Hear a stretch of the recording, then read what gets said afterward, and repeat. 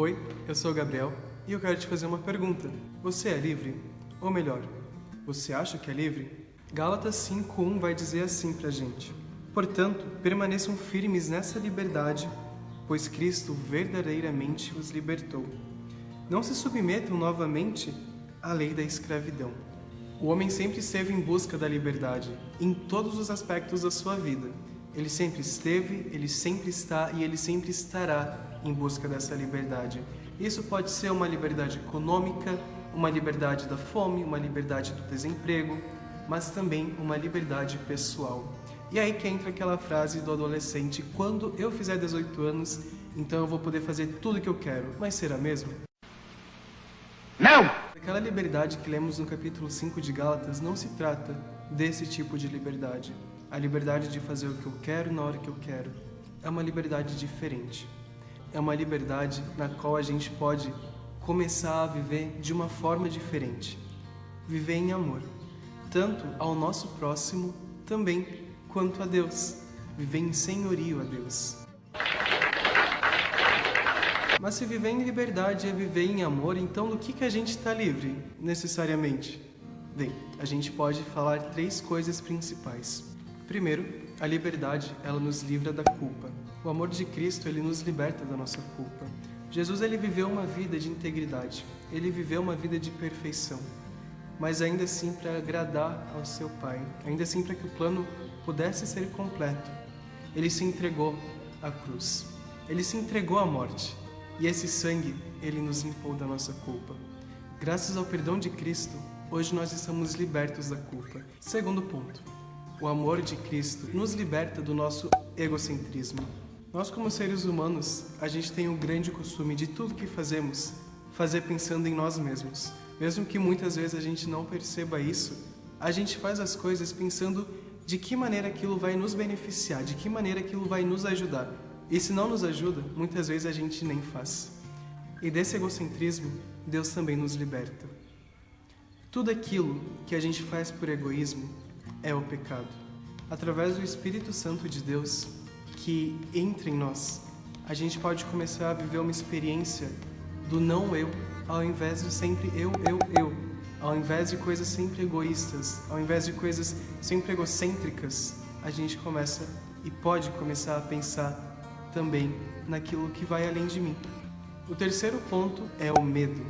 Todo mundo tem os seus medos, tanto racionais quanto irracionais também. E de todos esses, Cristo nos liberta. E esses medos, eles vão de coisas simples, mais sérias, até coisas que talvez sejam ocultas. Por exemplo, medo de uma doença, medo da velhice, medo de um assalto, mas também vai além disso, e o medo... Mas também vai além disso, e o medo do sobrenatural também existe. E por isso, muitas vezes, as pessoas dão 3 batidas na madeira, usam amuletos, não gostam do número 13, porque o medo está impregnado na nossa natureza. Todos esses medos, eles agora estão debaixo dos pés de Jesus Cristo. Esse mesmo Cristo que morreu e foi ressuscitado, agora está acima de todo e qualquer medo que a gente pode ter. E de todos eles, a gente pode estar livre. Então, Jesus Cristo, ele nos liberta de 3 coisas principais. Em primeiro, ele nos liberta da nossa culpa. Tudo aquilo que antes seria culpa nossa caiu sobre Cristo na cruz, lá no Calvário. E por isso hoje nós não temos mais a culpa. Jesus Cristo, ele é nosso advogado. E sempre que alguém nos acusa, você fez isso, isso e isso, Jesus Cristo, ele fala: não, essa culpa não é mais sua. Essa culpa caiu sobre mim. E com o sangue dele, ele assina o papel do processo e ele arquiva isso. Essas culpas não nos pertencem mais. Em segundo lugar, Jesus Cristo nos liberta do nosso egocentrismo, do nosso egoísmo.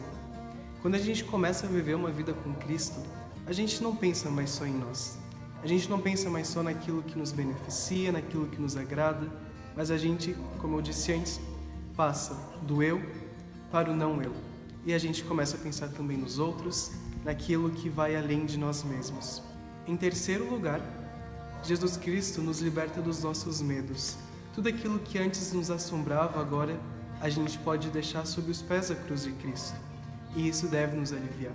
Isso deve acalmar o nosso coração.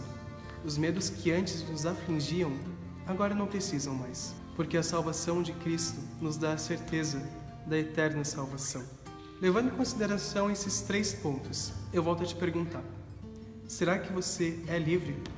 E o que você entende por liberdade? Será que, quando eu fizer 18 anos eu vou poder fazer o que eu quero, eu vou poder falar com quem eu quero, andar com quem eu quero? Será que essa liberdade é realmente liberdade? Será que fazer isso, na verdade, não é estar escravo do nosso próprio egoísmo? Quais são as algemas que estão te prendendo? Quais são os vícios que você não consegue se ver sem? A mentira? A incredulidade? O ódio? O alcoolismo, talvez? O que está te prendendo? Nós, por conta própria, não conseguimos ficar livres de tudo isso. Mas para Jesus Cristo isso não é impossível. Em Jesus Cristo a gente pode ter essa liberdade. Ele pagou o preço de todas essas coisas no Calvário. Ele assinou a nossa liberdade. Jesus Cristo, Ele morreu por todos. E se você acredita nisso, se você crê nisso, você não precisa mais ser escravo do seu pecado. E agora? Você é livre ou você continua se submetendo aos seus erros?